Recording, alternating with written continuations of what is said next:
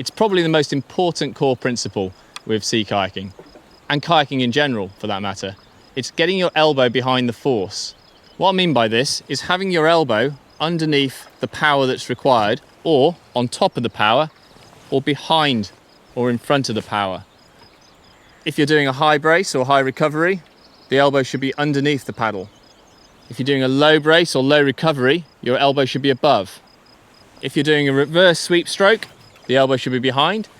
If you're doing a power stroke or a forward sweep stroke, the elbow should be behind. Without it being in that position, it's really hard to get a solid amount of power to the stroke.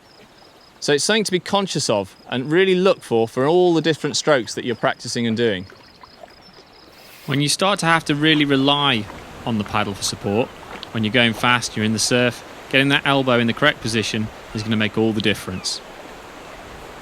Having a bent arm rather than a straight arm for a stern rudder is another way of getting the elbow behind the force, which will put you in a stronger position.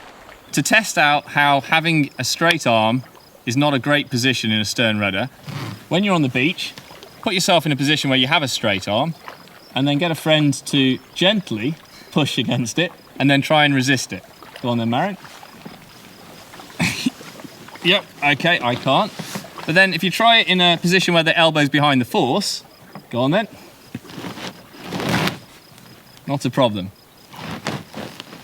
A lot easier, a much more powerful position. You can also look at trying to get the elbow behind the force in the bow rudder. So one of my core principles of kayaking is about the elbow being behind the force. That's quite hard to do with a bow rudder. The natural position is here, but the elbow is not behind the force. You can change the position so that the elbow is between the paddle and your body, and that way it's in a much more powerful position.